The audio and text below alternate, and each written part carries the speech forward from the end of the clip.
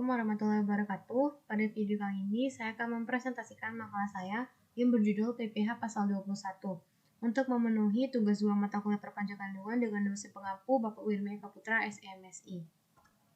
Sebelumnya perkenalkan, nama saya Wilayah Ilawati Mokhtar dengan NIM C1 C020111, mahasiswi program studi S1 Akuntansi Fakultas Ekonomi Bisnis Universitas Jambi. Yang pertama, kita akan membahas tentang subjek pajak dan objek pajak PPh Pasal 21. Subjek pajak ini, jenis PPh 21 ini dikenakan pada wajib pajak pribadi yang menerima penghasilan seperti penjelasan definisi PPh tersebut. Kategori subjek yang dikenakan PPh 21 ini seperti pegawai, bukan pegawai, penerima pensiun maupun pesangon, anggota Dewan Komisaris, mantan pekerja, dan peserta kegiatan.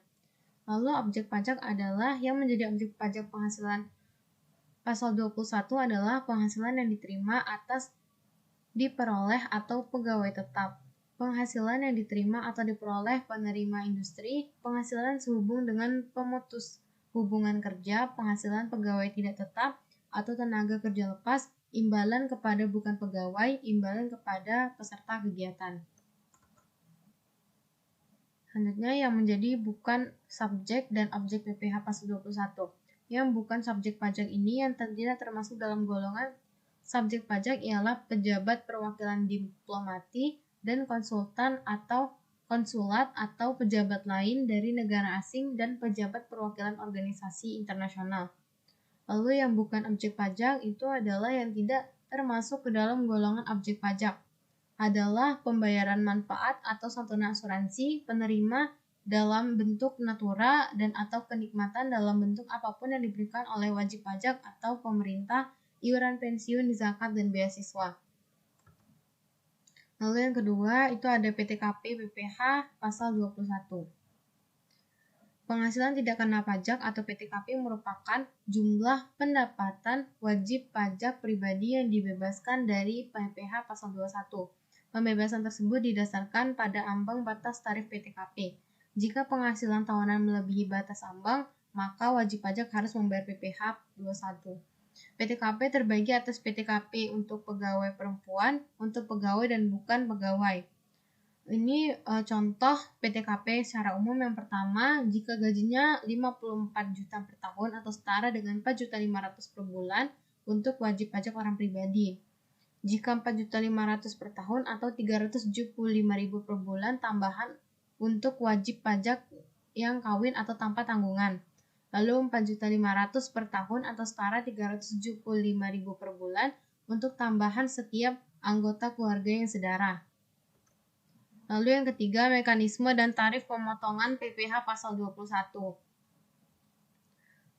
Mekanisme pemotongan PPh Pasal 21 ini, jika pemberi kerja yang memotong PPh Pasal 21 ini, itu harus dilakukan hal yang pertama, melakukan pemotongan PPh Pasal 21 sesuai dengan ketentuan tarif PPh yang berlaku. Yang kedua, membuat bukti potong PPh Pasal 21 melalui aplikasi ESPT PPh Pasal 21.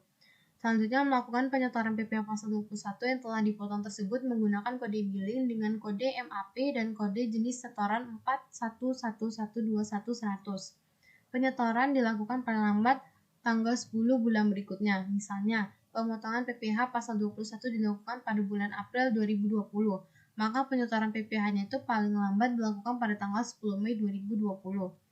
Dan yang keempat, yang terakhir itu adalah menyampaikan laporan SPT masa PPh 21 secara daring melalui saluran e-filing Direktorat Jenderal Pajak di halaman pajak.go.id atau penyedia jasa aplikasi perpajakan PJAP resmi yang ditunjuk.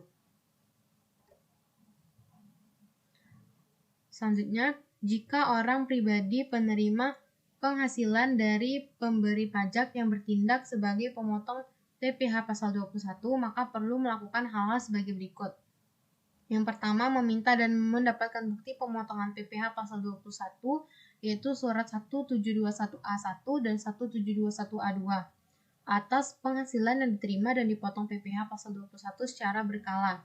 Yang kedua, apabila berstatus sebagai pegawai tetap dan penerima pensiun yang PPh Pasal 21-nya dipotong oleh pemberi kerja maupun dana pensiun, maka berhak menerima bukti pemotongan setiap awal tahun. Yang ketiga, apabila berstatus sebagai penerima honorarium, bukan pegawai, dan peserta kegiatan yang penghasilannya dipotong PPh pasal 21 oleh pemberi penghasilan maka berhak menerima bukti pemotongan PPh pasal 21 setelah penghasilan dibayarkan.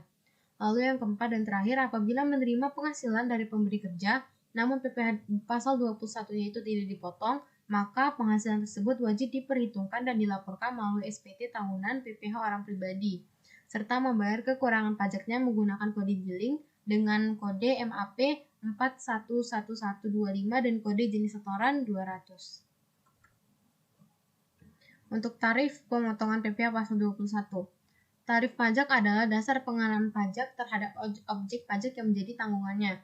Tarif pajak biasanya merupakan bentuk persentase. Dasar pengenaan pajak itu adalah nilai berupa uang yang dijadikan untuk menghitung pajak yang terutang. Di sini bisa kita lihat contohnya untuk lapisan 1 dengan rentang penghasilan 0 sampai 50 juta maka tarifnya 5%. Jika lapisan 2 gajinya lebih dari 50 juta dan hingga 250 juta maka tarifnya 15%. Lapisan ketiga yaitu adalah lebih dari 250 juta hingga 500 juta tarifnya 25%. Dan lapisan keempat itu adalah gajinya lebih dari 500 juta maka tarifnya adalah 30%. Yang keempat ini adalah kewajiban pemotong PPh pasal 21.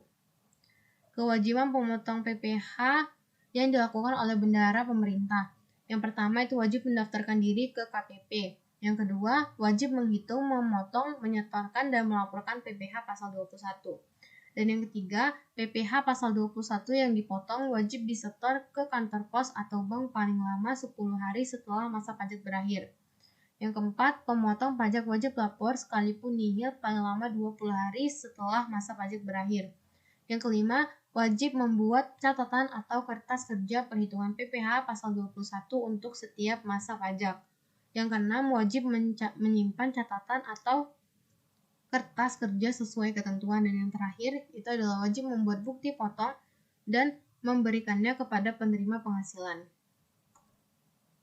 Jadi kesimpulannya itu adalah subjek pajak penghasilan adalah orang pribadi, harta warisan yang belum dibagi, badan atau BUT, badan usaha tetap.